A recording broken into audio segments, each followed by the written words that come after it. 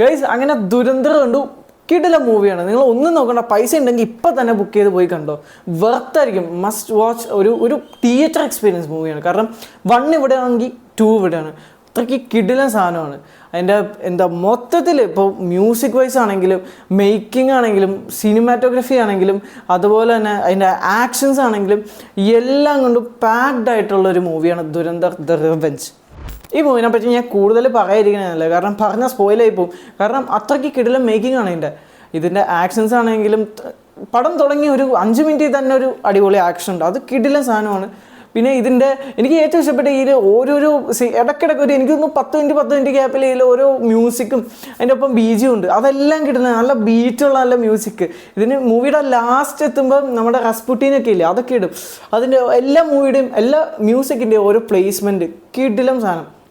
പിന്നെ മെയിനായിട്ട് എടുത്ത് പറയേണ്ട കാര്യം, നമ്മൾ ഒട്ടും എക്സ്പെക്റ്റ് ചെയ്യാത്ത ഒരു ക്യാരക്ടർ ഉണ്ട് ഇതിൽ. നമ്മൾ ക്ലൈമാക്സ് നമ്മൾ വിചാരിക്കും ഇതോടുകൂടി തീർന്നു എന്ന് കഴിക്കും. പക്ഷേ ക്ലൈമാക്സ് അതിലും ഗംഭീരം.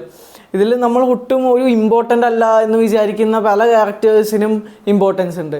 സോ അത് ഞാൻ സ്പോയിൽ ചെയ്യാൻ ഉദ്ദേശിക്കുന്നില്ല. നിങ്ങൾ തിയേറ്ററിൽ കാണുമ്പോൾ ഒരു അന്തം വിട്ടു, അങ്ങനത്തെ ഒരു സംഭവമാണ് ഇതിൽ. പിന്നെ പുതിയ ക്യാരക്ടേഴ്സിനെ ഇൻട്രൊഡ്യൂസ് ചെയ്തിട്ടുണ്ട്. അവരാണെങ്കിൽ എല്ലാവരും അവരുടെ ക്യാരക്ടർ നല്ല വൃത്തിയായിട്ട് നല്ല ഗംഭീരമായിട്ട് ചെയ്തിട്ടുണ്ട്. ഒരാളെ പോലും നമ്മൾ മറക്കൂല മൂവി ചെയ്യേണ്ട. എല്ലാ ക്യാരക്ടേഴ്സിനും അതിൻ്റേതായിട്ടുള്ളൊരു സ്ഥാനം നമ്മൾ തീർച്ചയായിട്ടും കൊടുത്തിരിക്കും. And huge respect to the director. ഇതിനൊരു 3rd പാർട്ടിന് വേണ്ടി ഒരു ക്ലിഫ് ഹാങ്ങറോ ഒരു പോസ്റ്റ് ക്രെഡിറ്റ് സീനോ അങ്ങനെ ഒന്നുമില്ല. പോസ്റ്റ് ക്രെഡിറ്റ് സീൻ ഉണ്ട്, പക്ഷെ അതിനത്ര ഇമ്പോർട്ടൻസ് ഇല്ല. ഇത് ഇവിടെ വെച്ച് സ്റ്റോപ്പ് ചെയ്തു. എനിക്ക് അങ്ങനത്തെ ഇത് ഭയങ്കര ഇഷ്ടമാണ്. നമ്മൾ സ്റ്റോപ്പ് ചെയ്യണ്ട, ഇല്ലെങ്കിൽ ഒരു നിർത്തേണ്ട സാധനം അവിടെ നിർത്തണം. മനസ്സിലായില്ല? അതിനൊരു ഈ മൂവിക്ക് ഇനിയൊരു കണ്ടിന്യൂഷൻ വേണമെന്ന് എനിക്ക് തോന്നുന്നില്ല. 1 അടിപൊളിയായിരുന്നു, 2 അതിനേക്കാൾ അടിപൊളിയാണ്. സോ അത് അവിടെ വെച്ച് നിർത്തി. നല്ലൊരു മൂവിക്ക്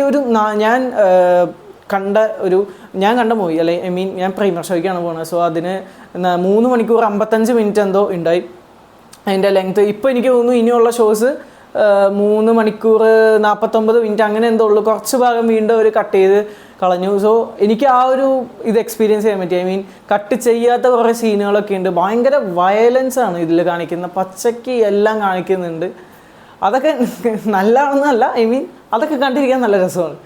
സോ തീർച്ചയായിട്ടും ഞാൻ ഇനി കൂടുതലൊന്നും പറയുന്നില്ല. തീർച്ചയായിട്ടും നിങ്ങൾ പോയി കാണാൻ വെർത്തായിരിക്കും എന്ന് തന്നെ ഞാൻ പറയും. ഇല്ലെങ്കിൽ നിങ്ങളിത് മിസ് ചെയ്യും. പോയി കണ്ടില്ലെങ്കിൽ വളരെ ഒരു നഷ്ടമായിരിക്കും. എനിക്ക് ഭയങ്കരമായിട്ട് ഇഷ്ടപ്പെട്ടു. സോ നിങ്ങൾ കണ്ടവരുണ്ടെങ്കിൽ എങ്ങനെയാണ് മൂവി ഇഷ്ടപ്പെട്ടോ ഇല്ലയോ എന്നുള്ളത് താഴെ കമൻറ്റ് ചെയ്യുക.